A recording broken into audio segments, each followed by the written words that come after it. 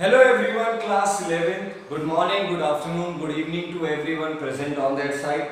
I will again present or again came in front of you to continue our chapter जो हम लोग deal कर रहे हैं, and that chapter is work, energy and power. As you all know that we have studied the work concept in our first lecture. Then we entered into the second concept, and that second concept was energy. और वो अब थोड़ा सा लंबा चलेगा. But in the previous lecture where we talk about the energy, so we also studied one of the most important form of the mechanical energy, and that was the kinetic energy. तो हम लोग kinetic energy को fully completely study कर चुके हैं, उसका expression निकाल लिया, उसे momentum के साथ relate कर दिया, and we have done everything. And hope आप लोगों ने उसके assignments भी कर लिए होंगे. Now it has been the standard time to talk about the second form of the mechanical energy. तो अब टाइम है आपकी सेकेंड फॉर्म ऑफ एनर्जी के बारे में बात करने का, and that second form of the energy is potential energy. So today we are going to mainly focus on this form of energy. What? Potential energy. So आज हम लोग इस पे बात करेंगे. So what is potential energy? चलिए इसके बारे में बात करते हैं. तो जैसे तो आप लोग जानते ही हैं, so the energy which is means जो कि responsible है, which is pauses due to position of body in the force region. इस बात पे सब ध्यान देंगे. सो ये वो फोर्स है जो बॉडी की पोजीशन की वजह से होगा, बट कहां पे? किसी भी फोर्स वाले रीजन में जहां पे फोर्स लग रहा है. ओके, लाइक मैंने ये वर्ड इसलिए यूज किया है because this potential energy is being classified into 3 categories. ये पोटेंशियल एनर्जी 3 कैटेगरीज में क्लासिफिकेशन है. The first one is gravitational potential energy. तो पहला कौन सा है आपका? Gravitational potential energy.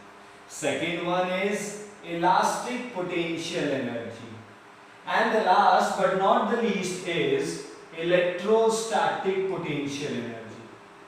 It means the potential energy के खुद 3 टाइप के क्लासिफिकेशन है. काइनेटिक एनर्जी में कुछ नहीं है क्योंकि वो मोशन ही हो रहा है, बट यहाँ पे इसके 3 फर्दर क्लासिफिकेशंस हैं: gravitational, elastic and electrostatics. Gravitational means वो पोटेंशियल एनर्जी जो कि बॉडी की पोजीशन चेंज करने की वजह से हुआ, but because of the gravitational force, यानी वो जिसमें ग्रेविटेशनल फोर्स का इंपैक्ट पड़ता है, वेदर डायरेक्टली और वेदर इनडायरेक्टली. या तो वो रिस्पॉन्सिबल है डायरेक्टली उसे अपनी तरफ खींचने के लिए, या फिर हम उसके खिलाफ काम करें. बट जहां पे ग्रेविटेशन की वजह से अगर बॉडी की पोजीशन चेंज हो रही है, so that is called as gravitation. Second is elastic, जहां पे हम लोग बॉडी की पोजीशन चेंज करते हैं, but not in that manner कि पूरी बॉडी शिफ्ट की.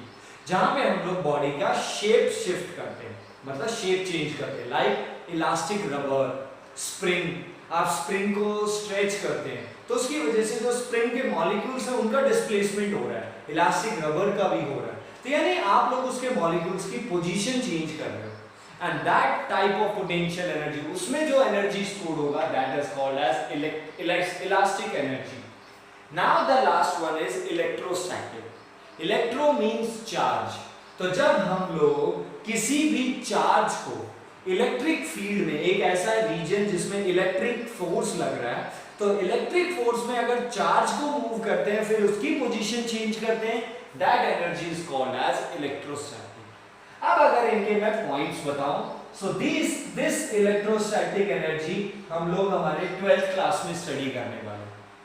सो in future in the first unit of the 12th class, तो हमारा पहला ही जो चैप्टर होगा इलेक्ट्रोस्टैट्स होगा, उसमें ही हम लोग इस एनर्जी के एक्सप्रेशन को पढ़ेंगे और डील करेंगे. Elastic potential energy, this would be the in 11th class part 2. सो जो आपका 11th क्लास का सेकेंड पार्ट है, जहां पे हम लोग स्टार्ट करेंगे. एक चैप्टर आएगा प्रॉपर्टीज ऑफ बल्क मैटर, वहां पे हम लोग इलास्टिक पोटेंशियल एनर्जी को डील करेंगे. एंड ग्रेविटेशनल पोटेंशियल एनर्जी, ये हम लोग इसी चैप्टर में ही डील करेंगे, means work, energy and power. तो ये वो टॉपिक है जो अभी हम लोग कंटिन्यू करने वाले हैं, ये हम लोग पार्ट 2 में देखेंगे, ये हम लोग 12th क्लास में। So these are the 3 forms of the potential energy जो कि हम लोगों को 11th और 12th दोनों को मिला के हमें डील करना है। Okay, so that's why please आपको सब मालूम होना चाहिए कौन कहाँ है, तो प्लीज अभी के लिए क्लासिफिकेशन लिख लीजिए and we will turn back to our syllabus, यानी अभी हम लोग अपनी वापस जो अभी हमें करनी है कौन सी, ग्रेविटेशनल पोटेंशियल एनर्जी, तो इसमें वापस से आ जाते हैं। ओके, तो चलिए इसके लिए थोड़ा सा काम क्या करते हैं, क्लासिफिकेशन, पोटेंशियल एनर्जी हो गया, डेफिनेशन, क्लासिफिकेशन। चलिए अपने टॉपिक को शुरू कर देते हैं, ग्रेविटेशनल पोटेंशियल एनर्जी। ओके, तो मैं थोड़ा सा टाइम वगैरह बचा रहा हूं। तो देखो, gravitational potential energy basically potential energy है, तो पोटेंशियल एनर्जी है तो ये एनर्जी किसकी वजह से होनी चाहिए, पोजीशन की वजह से। बट इस एनर्जी में, ग्रेविटेशनल पोटेंशियल एनर्जी में एक क्लासिफिकेशन और आप कह सकते हैं कंडीशन आ गई है, और कंडीशन क्या है, ग्रेविटेशन होगा। So you can write the energy which is possessed due to the position of body in the which force, gravitational force. Okay, जब आप ग्रेविटेशनल फोर्स की वजह से अगर बॉडी की पोजीशन चेंज करते हैं ग्रेविटेशन फोर्स में, तब जो एनर्जी स्टोर होगा, तब जो आपको वर्क डन, क्योंकि आप तो जानते हैं जितना वर्क डन करेंगे वो एनर्जी की फॉर्म में स्टोर होगा, बट यहाँ पे वर्क डन एनर्जी कौन सी, पोटेंशियल, क्योंकि पोजीशन बदली जा रही है, वेलोसिटी कंसीडरेबल नहीं है, हमारा फोकस केवल उनकी पोजीशन को चेंज करने के बारे में। सो इन दैट केस अगर आपका ग्रेविटेशन फोर्स एक्शन में है तो आप उस एनर्जी को क्या बुलाएंगे, we will call that as a gravitational potential. Done that? Okay, now let's work on its expression. चलिए इसके एक्सप्रेशन पे काम करना शुरू करते हैं। So everyone, let us consider we have a ground here, हमारे पास ग्राउंड लेवल है, and we have a body of mass small है। आपके पास एक बॉडी है जिसका मास कितना है, स्मॉल m, और जो कि a पॉइंट पे है। सो कंसीडरेशन साथ ही साथ करते हैं। Late us consider a body of mass m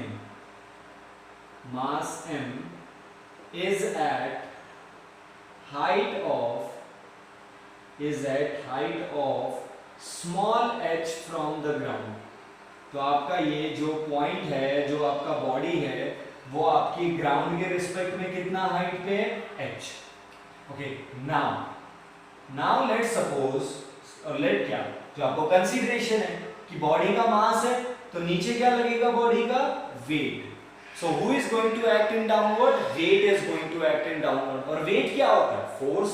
सो दस सिंस बॉडी किस में है, body is under the force, so since body is under the action of gravitational force। तो बॉडी कौन से फोर्स के अंडर है, ग्रेविटेशनल फोर्स के अंडर है। तो फोर्स कितना लगेगा, जो कि बॉडी का वेट है, क्योंकि वेट को ही तो ग्रेविटेशनल फोर्स बुलाते हैं, जो कि किसके बराबर है, mg। तो mg is the force exerted by the gravitation, जिससे आप A से लेके B तक आएंगे। So thus body displaced, आपकी बॉडी क्या हुई, displaced हुई from A to B। So आपका डिस्प्लेसमेंट कितना हुआ, आप A से लेके B तक आए, तो डिस्प्लेसमेंट कितना किया, h हाइट के बराबर। तो जो आपका इनिशियल हाइट था, जहां पे आपने बॉडी को पहले रखा हुआ था, वहां से लेके ग्राउंड तक जब आप आए तो आपने डिस्प्लेसमेंट कितना किया, h किया। So can we find out the work done, so work done by gravitation. तो ग्रेविटेशन ने कितना वर्क डन किया, ग्रेविटी ने कितना वर्क डन किया। So what is the formula for work done, it is Fs cos theta. We will go with the standard formula. So the work done formula is Fs cos theta. Okay, F stands for the force, S stands for the displacement. Now, most importantly, what is the meaning of theta? Theta का मतलब क्या है? So, theta stands for the angle between the force and the displacement. तो हमारा force कहाँ लग रहा था, यानी weight कहाँ लग रहा है, नीचे। बॉडी का displacement भी कहाँ हो रहा है, नीचे हो रहा है। तो इसका मतलब थीटा कितना डिग्री, 0 डिग्री। तो वर्क डन कितना हुआ F S cos 0 and what is the value of cos 0? It is 1. So F की वैल्यू कितनी है mg और कितना डिस्प्लेसमेंट किया h. So what is the total amount of work done by the gravity on the body? यानी gravity ने body पे कितना वर्क डन किया mgh. तो सीधा सा बात है बॉडी पे किया है तो हम लोग यहां से क्या निकाल सकते हैं potential energy. Okay so the potential energy but कौन सी वाली ग्रेविटेशनल, क्योंकि अभी हमें मालूम है कि हमारे पास 3 टाइप्स ऑफ एनर्जीज हो सकती है potential, gravitational, elastic and the last one is electrostatic. तो वो ब्रांच टू ब्रांच अलग होती रहेंगी तो हम लोग उसे क्लासिफाई भी करते रहेंगे. And its symbol is capital U. So everyone please note it down. The symbol for the gravitational potential energy or simple potential energy चाहे वो कोई भी हो in future, either gravitational, elastic or What? Electrostatic, कोई भी energy हो potential वाली उसका सिंबल हमेशा कैपिटल यू रहेगा. तो कितना पोटेंशियल एनर्जी स्टोर हुआ जितना हमारी ग्रेविटी ने वर्क किया, यानी जितना ग्रेविटी ने बॉडी पे वर्क किया उतना ही बॉडी के पास एनर्जी स्टोर होगा. तो वर्क कितना किया था mgh. So this is the potential energy stored in the body. But कौन सी वाली gravitation means the gravitational potential energy stored in the body is always mgh, जो कि किस पे डिपेंड करता है. Firstly it depend upon the mass of the body, ये body के मास पे डिपेंड करेगा. Secondly it depends upon the height, मतलब आप कितना हाइट से उसे नीचे लेके आ रहे हैं, सो दैट डिपेंड कि उसने कितना डिस्प्लेसमेंट किया तो उस हाइट पे डिपेंड करेगा. And the third one is the g. G stands for acceleration due to gravity, जिसकी वैल्यू आप लोग जानते हैं अर्थ के लिए कितनी है 9.8 मीटर पर second square. But for the numerical purpose you can take the round off as a 10 meter per second square. But unless अगर आपको numerical में mention है take the g as a 9.8, so in that case it has been a mandatory part कि आपको 9.8 ही लेना पड़ेगा. Got that point? So here we have the next form of the mechanical energy. ये तो आप जानते हैं mechanical energy के दो classifications थे. Number 1 kinetic, number 2 potential. But potential में भी कौन सी वाली पढ़नी है? वो हमें पढ़नी है gravitational. Okay? Okay. एक डाउट छोटा सा जो हर बच्चे के दिमाग में आता है वो ये कि सर बॉडी ऊपर से नीचे आ रही है तो डेफिनेटली वर्क डन हुआ है, तो ग्रेविटी नीचे लेके आ रही है तो उसकी वजह से आपने वर्क डन को पोजीशन के रिस्पेक्ट में रखा. पर जब हम ऊपर से नीचे आ रहे हैं तो वेलोसिटी भी तो चेंज होती है ना. टॉप मोस्ट पे वेलोसिटी 0, जैसे जैसे नीचे आते जाएंगे हमारी वेलोसिटी बढ़ती जाएगी. तो सर काइनेटिक एनर्जी नहीं है. सो इन दैट केस इस डाउट को मैं आपको अभी क्लियर कर देता हूं क्योंकि मोस्टली आता है, क्योंकि मेरे भी दिमाग में आया था कि सर आपने तो यहाँ पे केवल पोजीशन जितना वर्क डन किया सब पोजीशन में डाल दिया तो डेफिनेटली यहाँ पे काइनेटिक एनर्जी है. बट अभी के लिए हमारा फोकस केवल उसकी पोजीशन चेंज की वजह से क्या किया, यानी पोजीशन चेंज करने में कितना वर्क डन हुआ उस पे था. अभी हम लोग इसे कंप्लीटली पढ़ेंगे भी और बॉडी की काइनेटिक और पोटेंशियल दोनों चीजें निकालेंगे. Okay but before going to that, उस चीज पे जाने से पहले we are going to study an important topic. एक छोटा सा टॉपिक है बट बहुत इंपॉर्टेंट है जिसको अभी हम डील करेंगे. But here are gravitational potential energy is finish. हमारा पोटेंशियल एनर्जी खत्म हो गया. हमने क्लासिफिकेशन भी देख लिया, डेफिनेशन भी और उसका एक्सप्रेशन भी आ गया.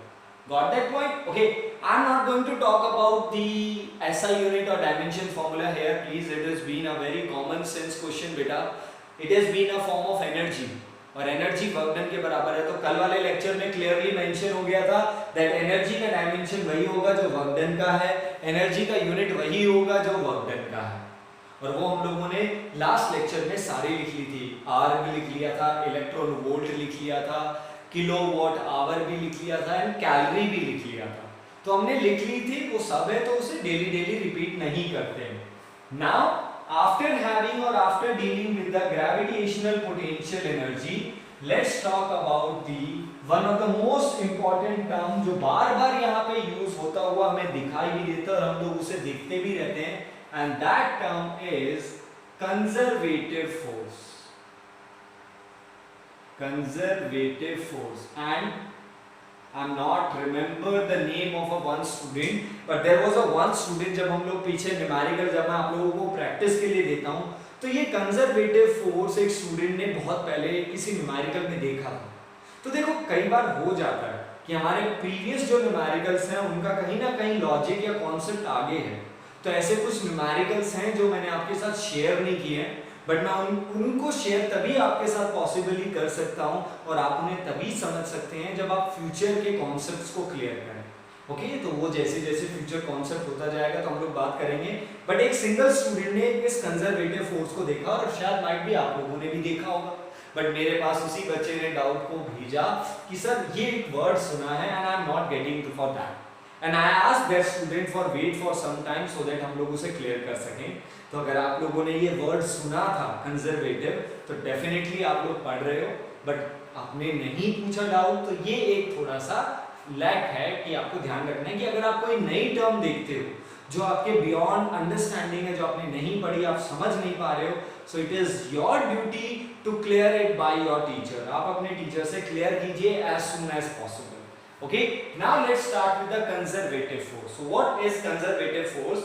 सो it is basically a type of force है, क्लासिफिकेशन है एक बेसिक प्रॉपर्टी के बेस के बिहाफ पे, and what is that? The force which depends upon initial and final point, not the nature of path. So what is that? Conservative force का मतलब है वो फोर्स, हिंदी में बोले तो वो फोर्स जो बॉडी के इनिशियल और फाइनल पॉइंट पे डिपेंड करेगा। फॉर एन एग्जांपल, आपकी बॉडी ए से शुरू हुआ और आप आपका बॉडी बी पर कुछ फिनिश कर रहा है, अपना वर्क या पोजीशन चेंज कर रहे हो, कुछ भी कर रहे हो।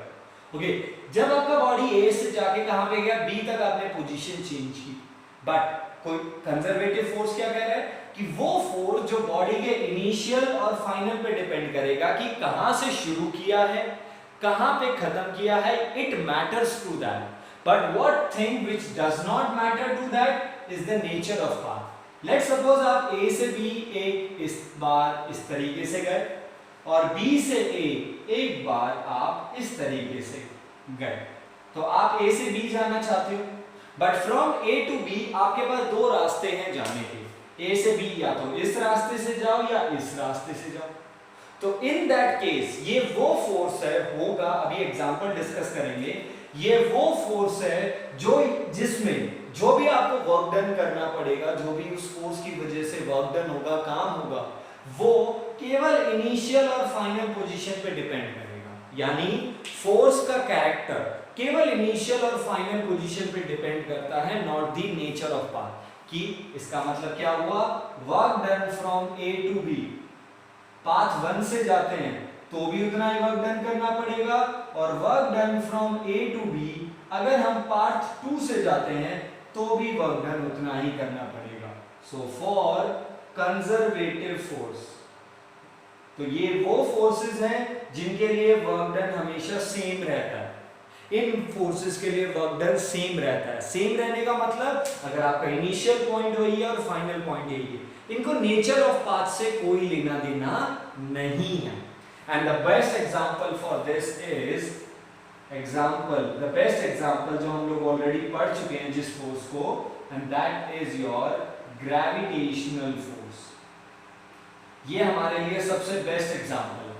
वैसे एक और टाइप ऑफ पोटेंशियल एनर्जी बताई थी ना, इलेक्ट्रोस्टैटिक पोटेंशियल एनर्जी, और वो किस फोर्स की वजह से होगी? वो इलेक्ट्रोस्टैटिक फोर्स की वजह से होगी।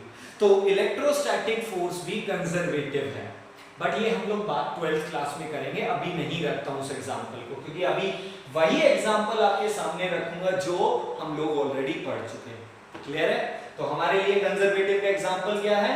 Gravitational force. और लेट्स प्रूव इट। चलिए इसे प्रूव कर लेते हैं। तो यहां पे हमारा प्रूफ स्टार्ट होगा भैया। So we are going to prove it. तो इसके प्रूफ पे काम करते हैं। तो प्रूफ क्या करना है, हमें ये प्रूफ करना है कि ग्रेविटेशनल फोर्स कंजर्वेटिव है, यानी ग्रेविटेशनल फोर्स की वजह से वर्क डन हमेशा सेम रहेगा, चाहे ए वाले रास्ते यानी 1 वाले रास्ते से जाओ, चाहे सेकंड वाले रास्ते से जाओ। तो चलिए स्टार्ट करते हैं। बट ये दोनों वर्क डन कब इक्वल हो सकते हैं, जब इनिशियल और फाइनल पॉइंट, यानी जहां से शुरू किया है और जहां फिनिश कर रहे हो, दोनों केसेस में, दोनों रास्तों में स्टार्टिंग और फाइनल पॉइंट सेम होने चाहिए, तब आपका वर्क डन इक्वल होगा, तभी आप उस फोर्स को क्या बुला सकते हैं, कंजर्वेटिव। चलिए काम करना शुरू करते हैं। So for the gravitation force what we have here, we have a ground है, हमारे पास ग्राउंड है, and we have a body, हमारे पास हमारी बॉडी है at a point with the mass m. Okay, so what we have, let us consider a body of mass m, body of mass m at height small h. कितना height पे है, small h ले लेते हैं from the ground, है ना? Okay, now the point is that, तो हमारी बॉडी ए पर है और हम उसे फाइनली ग्राउंड पर लेके आना चाहते हैं, और ग्राउंड वाले उस पॉइंट को क्या बुला देते हैं, बी। तो बॉडी का इनिशियल पॉइंट ए, बॉडी का फाइनल पॉइंट बी, तो कहां से कहां लाना है, ए से बी। बट चलिए रास्ते अलग कर लेते हैं। द फर्स्ट रास्ता या फर्स्ट पाथ इज, आप डायरेक्ट ए से बी ले आओ, ये पहला रास्ता है। दूसरा रास्ता, we will go from A to C, पहले हम लोग ए से कहां जाएंगे, C, let suppose x distance right की तरफ गए, clear, then we will come back, हम लोग आएंगे कहां, C से D, तो लेट सपोज हम लोग y डिस्टेंस नीचे आ गए, डन है। फिर ये हमारा कौन सा पॉइंट है यार, D, ओके। तो चलिए इनको मैं ब्लैक मार्कर से लिख देता हूं ताकि आपको क्लियर हो। ये हमारा A पॉइंट है, ये हमारा C पॉइंट है, ये हमारा D पॉइंट है, ये हमारा B था, ओके। तो हमारे पास पॉइंट्स अवेलेबल हो गए, ओके। सो हम A से C गए, C से कहां गए, D गए। इसके बाद अब D से हम लोग आएंगे वापस E पर, तो ये आप आ गए E पॉइंट पे, ठीक है। और जब आप D से E आओगे तो वापस कितना डिस्टेंस, x डिस्टेंस कवर करके आए, तो ये आपका E पॉइंट है, ठीक है। So this is your E, and then finally आप E से B पॉइंट पे पहुंचे। तो आई थिंक रास्ते अलग है, स्टार्ट हम लोगों ने A से किया है और B पे फिनिश करेंगे, बट दो पाथ हैं, path 1 A to C, C to D, D to E और then E to B। Second path A से डायरेक्ट B लेके जाना है। तो हमारे इनिशियल और फाइनल पॉइंट दोनों केसेस में सेम है, बट हमारे रास्ते अलग हैं। अब अगर इन दोनों केसेस में A से B जाना सीधा, और फिर A से C, C से D, D से E और E से B जाना, अगर इन दोनों केसेस में आपका वर्क डन सेम आया, तो आप लोग ग्रेविटेशन फोर्स को कंजर्वेटिव बुला सकते हो, डेफिनेटली। तो चलिए काम करना शुरू करते हैं। So let for first path, चलिए पहले पाथ पे काम करते हैं। पहला पाथ मतलब A to C, C to D, D to E and then E to B। इस पाथ को याद रखिए, ठीक है। तो चलिए इस पाथ पे काम करते हैं। So work done from A to C, but किसके द्वारा, ग्रेविटेशन की बात कर रहे हैं। ग्रेविटेशनल ने कितना काम किया, हमें ये प्रूफ करना है कि ग्रेविटेशनल फोर्स कंजर्वेटिव है। ग्रेविटेशनल फोर्स हमने तो काम किया यार, डेफिनेटली हम बात करेंगे, मैं बॉडी को यहां से यहां लेके जा रहा हूं, तो ये काम मैं कर रहा हूं, ग्रेविटेशन का पता नहीं, ग्रेविटेशन का पता लगाते। तो हमें जितने भी वर्क डन निकालेंगे वो ग्रेविटेशन ने कितने किए, ग्रेविटेशन के द्वारा कितने किए गए वो पता लगाना है। तो इस वर्क डन को W1 मान लेते हैं। तो फोर्स का काम कौन कर रहा है, वेट, तो वो तो हमेशा नीचे लगेगा, तो F displacement S cos theta. तो केस 1 यानी फर्स्ट वन, जब A से C जा रहे हैं, फोर्स कितना है, mg, A से C डिस्प्लेसमेंट कितना किया, x, now the theta. Force कहां लग रहा है, ग्रेविटेशन फोर्स की बात कर रहा हूं मैं। ग्रेविटेशन फोर्स कहां लग रहा है? डाउनवर्ड. डिस्प्लेसमेंट कहां हो रहा है? Right side. तो ऑब्वियस सी बात है थीटा कितना डिग्री हुआ? 90. And what is cos 90? cos 90 0. तो A से C में ग्रेविटेशन ने कितना काम किया? 0. यहां पे ग्रेविटेशन कोई काम नहीं कर रहा. हाँ, हम लोग कर रहे हैं उसे लेके जाने के लिए, बट हमारे फोर्स की बात नहीं हो रही है. यहां पे बात हो रही है gravitation. Okay, now we will find out the second work done from. अब अगला रास्ता A से C हो गए, देन C to D by gravitation ही है. ओके, इसे W2 मानते हैं. F S cos थीटा. फोर्स कितना है? ऑब्वियसली बात है वेट ही लगता रहेगा. जब आप AC पे पहुंच गए तो वेट तो उतना ही होने वाला है. Okay, C to D displacement कितना किया? Y. And now talk about the theta. तो C से D डिस्प्लेसमेंट कहां हो रहा है? डाउनवर्ड. फोर्स भी कहां लग रहा है? डाउनवर्ड, यानी वेट भी डाउनवर्ड लग रहा है. तो cos 0. तो C to D work done कितना किया? mgy. क्लियर है?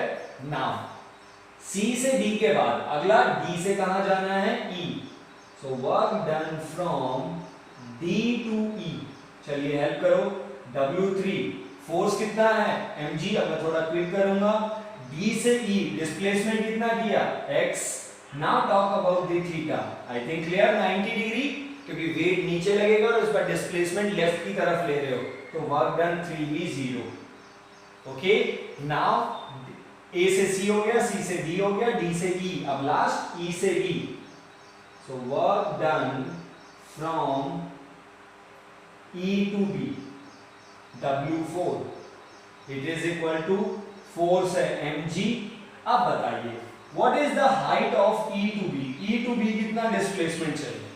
तो ये कितना चले? y. तो अगर ये y और टोटल कितना था? h. तो ये डिस्प्लेसमेंट कितना हो गया? h minus y. तो displacement h minus y and theta इस केस के लिए 0. आई थिंक अब क्लियर है. थोड़ा सा जल्दी चलते हैं. वेट भी नीचे और डिस्प्लेसमेंट भी नीचे. तो W4 कितना हुआ? mg h minus y. Clear? तो हम लोगों ने सारा जो हमारा पहला पार्ट था A से C, C से D, D से E और E से B, हमने वो सारे के सारे वर्क डन इंडिविजुअली निकाल लिए. तो चलिए नेट वर्क डन निकालो. फिर हेल्प करो मुझे. Net work done in first path. पहले पाथ में टोटल कितना वर्क डन किया?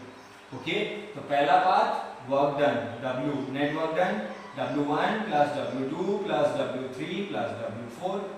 तो W1 0, W2 mgy. प्लीज यहां से ध्यान कीजिए. W3 0, W4 mg h minus y. So net work done क्या कॉमन आया? mg y प्लस यहां पे क्या बचा? h minus y. y cancel with the y. तो टोटल वर्क डन कितना किया फर्स्ट पाथ में? mgh. पहले रास्ते में यानी A से C, C से D, D से E, E से B, ग्रेविटेशन ने टोटल वर्क डन कितना किया इस रास्ते से? mgh. अब निकालते हैं net work done in second path, जो दूसरा रास्ता है.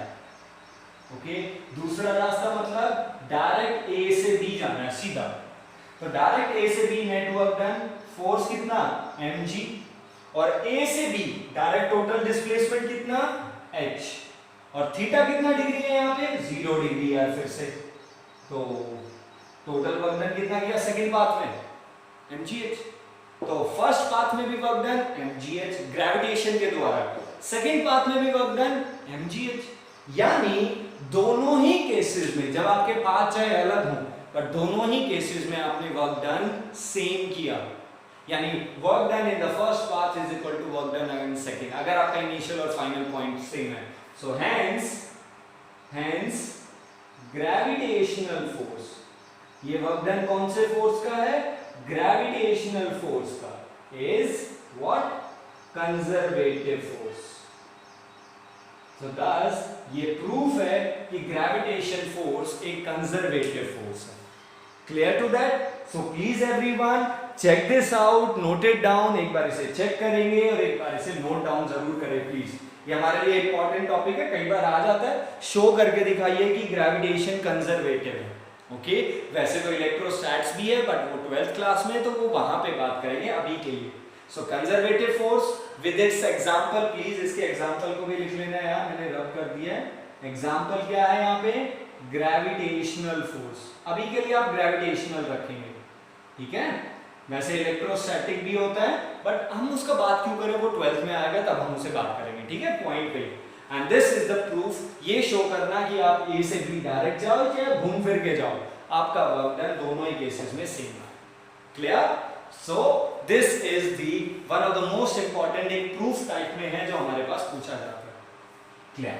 Now at the end I will finish today's lecture with one more last topic, क्योंकि आज हम लोगों ने 2 टॉपिक तो कर लिए हैं बट दोनों टॉपिक थोड़े से सिंपल थे मेरे according, okay. And I hope आप लोगों को समझ में आ गए होंगे, और अगर आपको समझ में आ गए तो डेफिनेटली ये सबसे इजीएस्ट टॉपिक ही बन जाता है और ये चैप्टर बहुत आसान बन जाता है। अब एक छोटा सा टॉपिक और जो मैं आपके साथ बिल्कुल डिस्कस करना चाहूंगा, एक लॉ है, एक रेलिवेंट है, बट वो आप लोगों ने पढ़ा हुआ है बिल्कुल श्योरली। तो जो अभी डेरिवेशन जो अभी आपके साथ डिस्कस करने वाला हूं on the board, it is been 100% studied by you, मतलब इस टॉपिक में कुछ नया ही नहीं है, सारा का सारा आपने पढ़ा है in your class 9th, okay. So वो आपको दिख जाएगा कैसे। तो हमारा टॉपिक है जो आज हम लोग अभी डील करने वाले हैं, third and the last topic. First was हमने पोटेंशियल एनर्जी को पढ़ा और ग्रेविटेशन के लिए एक्सप्रेशन बनाया। सेकेंड टॉपिक हमने कंजर्वेटिव फोर्स पे ध्यान दिया, एंड द थर्ड टॉपिक जिस पे अभी हम लोग काम करने वाले हैं, it is the conservation of what, mechanical energy, okay. Law of conservation of mechanical energy, कौन सी एनर्जी, मैकेनिकल। और मैकेनिकल एनर्जी मतलब किस किस की बात कर रहा हूं, काइनेटिक एनर्जी प्लस पोटेंशियल। और पोटेंशियल एनर्जी में भी किसकी बात कर रहा हूं, ग्रेविटेशन पोटेंशियल एनर्जी। देखो यार स्टेप बाय स्टेप समझना, ओके। तो आप बोल सकते हैं समरी होगी, हमें ये प्रूफ या हमें ये स्टेटमेंट पे ध्यान देना है, कंजर्वेशन ऑफ मैकेनिकल एनर्जी। तो law of conservation of energy you all know that sir total energy is always constant, that means energy can neither be created nor be destroyed, यानी total energy हमेशा same रहती है। अब हमें बस इसी law को मैकेनिकल एनर्जी पे लगाना है, ओके। केवल हम स्पेसिफिक है मैकेनिकल एनर्जी के लिए, और मैकेनिकल एनर्जी मतलब हम किसकी बात कर रहे हैं, हम काइनेटिक की भी बात कर रहे हैं और हम पोटेंशियल की भी बात कर रहे हैं। बट हमने देखा कि यार पोटेंशियल के भी फर्दर क्लासिफिकेशन है, तो इसको भी लेके क्लियर हो जाते हैं। Which type of potential energy we are being talking about, we are talking about the gravitational potential energy, जिसका फॉर्मूला होता है mgh, ओके। तो याद रखना, वैसे हर पोटेंशियल एनर्जी का फॉर्मूला अलग अलग होता है, बट ये हमारी वाली का है ग्रेविटेशन वाली, ओके। तो आई थिंक ये चीजें क्लियर है। तो ये मैंने बोला ना, अभी इस चैप्टर में हम लोग अगर इन फ्यूचर पोटेंशियल एनर्जी बोलते हैं तो बाय डिफॉल्ट हम लोग उसे ग्रेविटेशन ही बोल देंगे, अभी के लिए रखते हैं। बट जब इलास्टिक आ जाएगी तो फिर टीचर और आपको, हम दोनों को ये स्पेसिफाई करना जरूरी होगा फ्यूचर में कि कौन सी पोटेंशियल एनर्जी। देखो जब तक आपके पास एक ही चीज है तब तक आप कोई प्रॉब्लम नहीं, चलने दो, पोटेंशियल एनर्जी कभी सोचा ही नहीं ना। पर जब आपने देखा कि पोटेंशियल एनर्जी भी अलग टाइप की होती है और अब आप दोनों चीज पढ़ चुके हो, तो अब जब आगे फ्यूचर न्यूमेरिकल आएगा एग्जाम में, तो टीचर के लिए भी जरूरी है कि वो आपको बताए कि वो आपसे कौन सी एनर्जी कैलकुलेट करवाना चाहता है, और आपको भी बताना पड़ेगा कि सर आप कौन सी एनर्जी को पढ़ रहे हो या कौन सी एनर्जी का फॉर्मूला यूज कर रहे हो, ठीक है। तो हम लोग यहाँ पे ग्रेविटेशन है, बट जब तक नेक्स्ट नहीं आ जाती है तब तक मैं इसे पोटेंशियल एनर्जी बुलाता हूँ। So what is the law of conservation of mechanical energy? So it states that total mechanical energy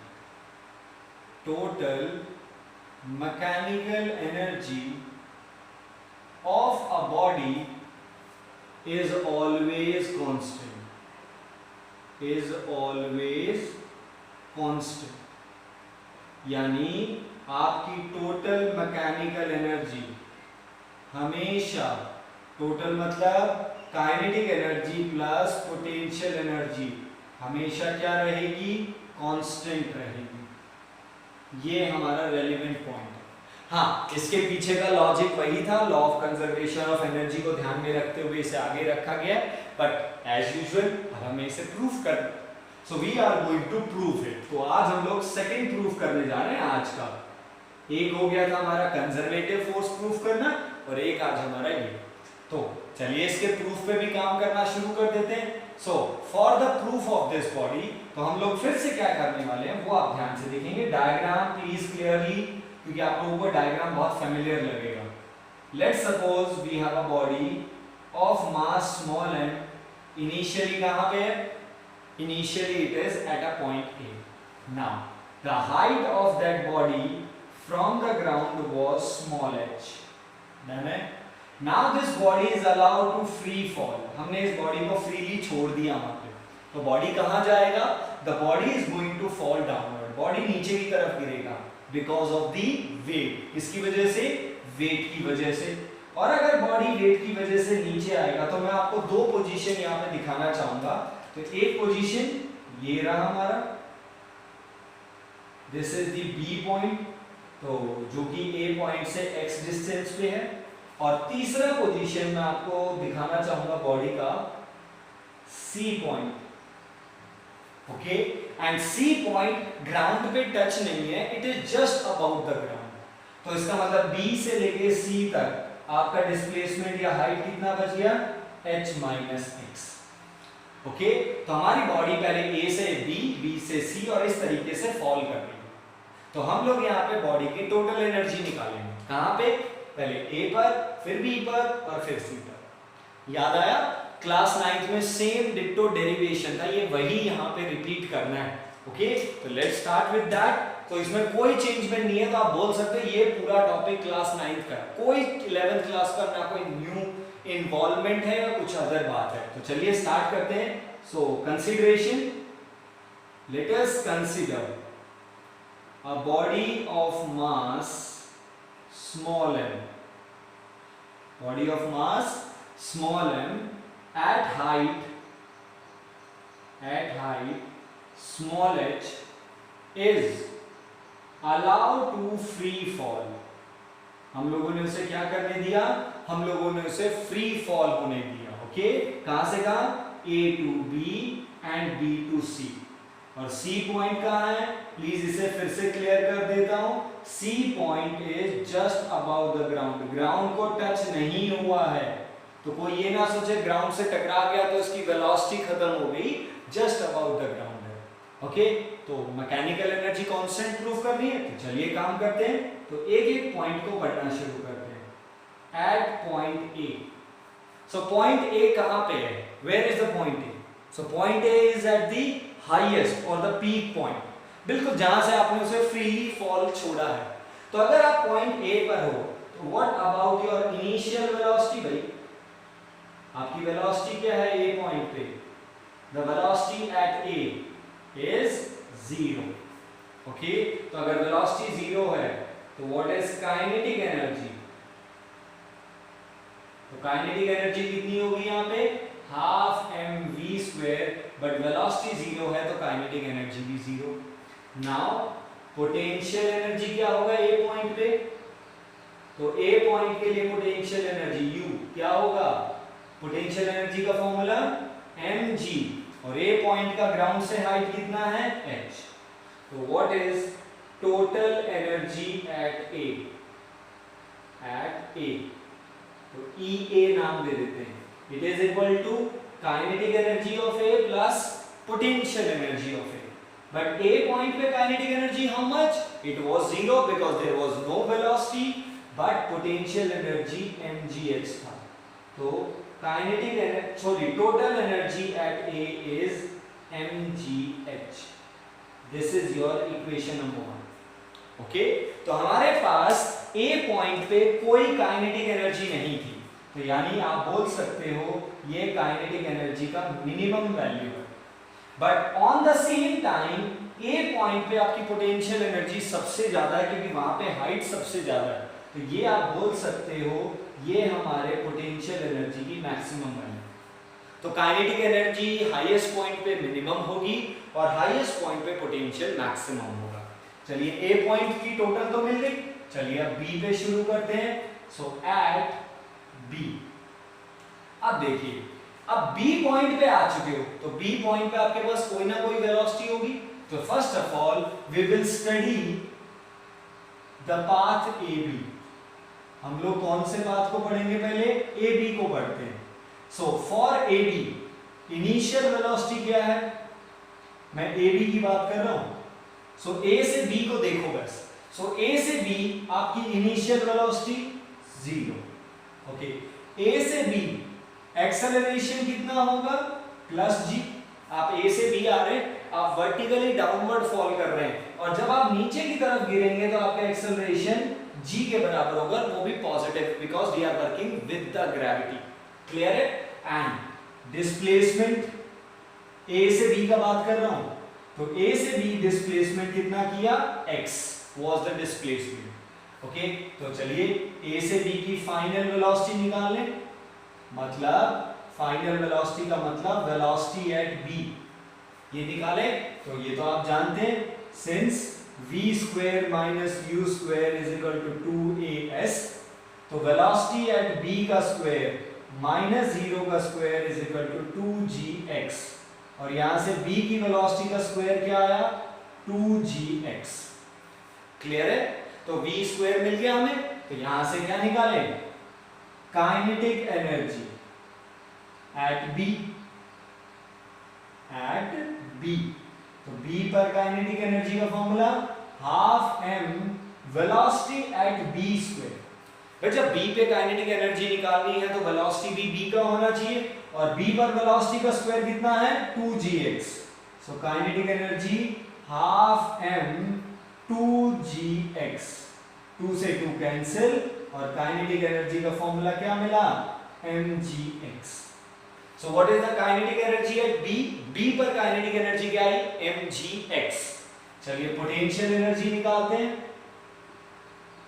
potential energy at B। Okay, तो पोटेंशियल एनर्जी का formula mg into height of B, और B point की height क्या है ground से? h minus x। तो ये आपके B पॉइंट की पोटेंशियल एनर्जी आ गई। तो total energy at B, total energy at B EB is equal to kinetic plus potential. Kinetic कितनी है? mgx, और पोटेंशियल कितनी है? mgh minus x।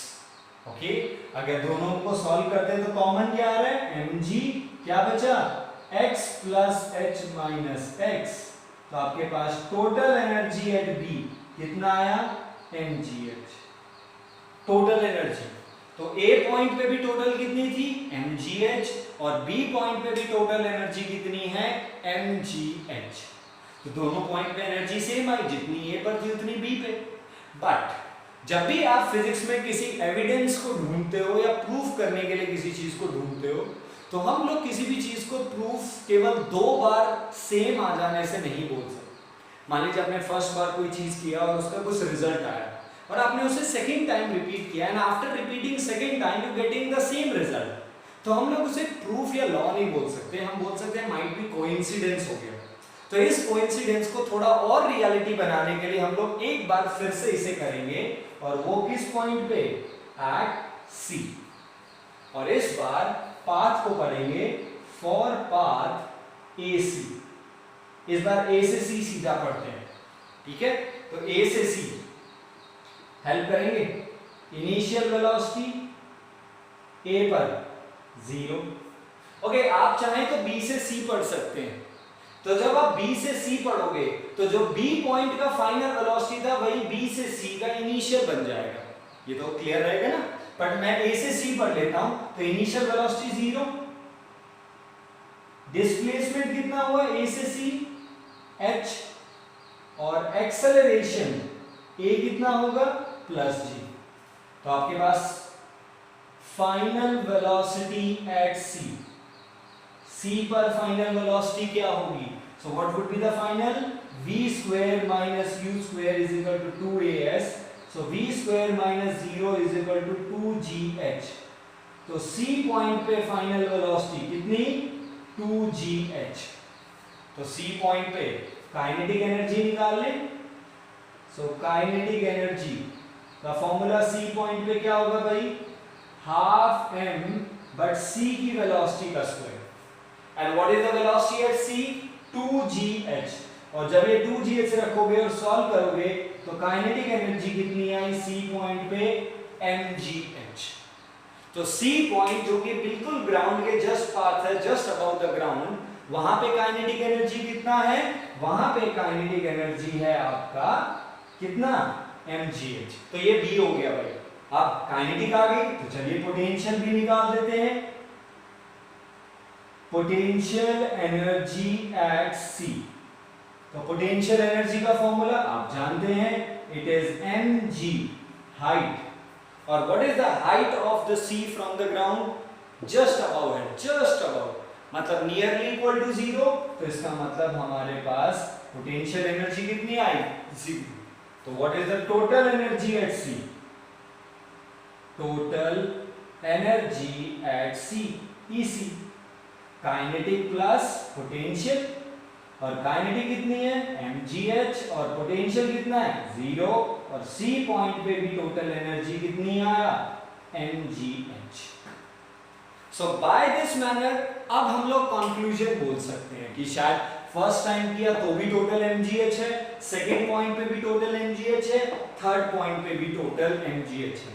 तो आपका लास्ट स्टेटमेंट क्या जाएगा, thus the total mechanical energy is always constant, or you can say hence conservation of mechanical energy is being verified.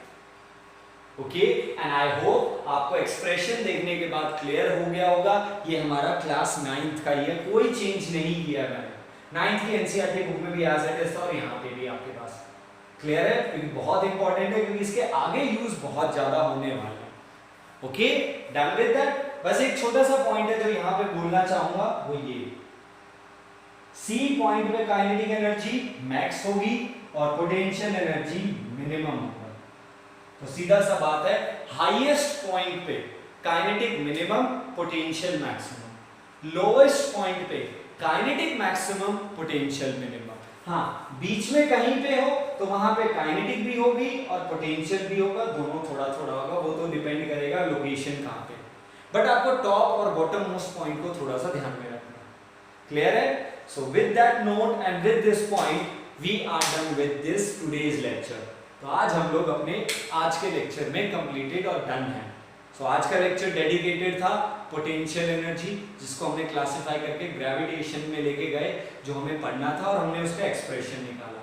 Secondly, the second main topic individually was the conservative force, और हमने prove भी किया that gravitation is a conservative which depends upon initial and final, not the nature of the path. And the last but not the least most important thing is conservation of mechanical energy. So हमने इसे verify किया। So please go with all the 3 expression. तो 3 छोटे छोटे derivations हो गए आपके पास, तीनों डेरिवेशन को डन कीजिए, कंप्लीट कीजिए, and we will meet soon in the further with the assignment. But आज वाले लेक्चर में कोई असाइनमेंट नहीं है, because you have to go with the derivation. आपको डेरिवेशन से ज्यादा जानना है, तो एक बार इन डेरिवेशन से जाइए, इन्हें प्रैक्टिस कीजिए। हम लोग अपने पोटेंशियल एनर्जी या इनकी असाइनमेंट्स को आगे रिलेट करके लिख लेंगे, जहाँ पे जिस दिन हमारे लेक्चर में you can say theoretical work या डेरिवेशन वर्क जिस दिन थोड़ा सा कम होगा, हम लोग अपने असाइनमेंट पे फोकस करेंगे। ओके, सो आज आपके पास प्रॉपर पूरा जो भी हमने टाइम पीरियड लगाया वो डेरिवेशंस पे, तो please practice that. And for any query, अगर आपको कोई स्टेप नहीं समझ में आया, please let me know about that. Thank you very much each and everyone.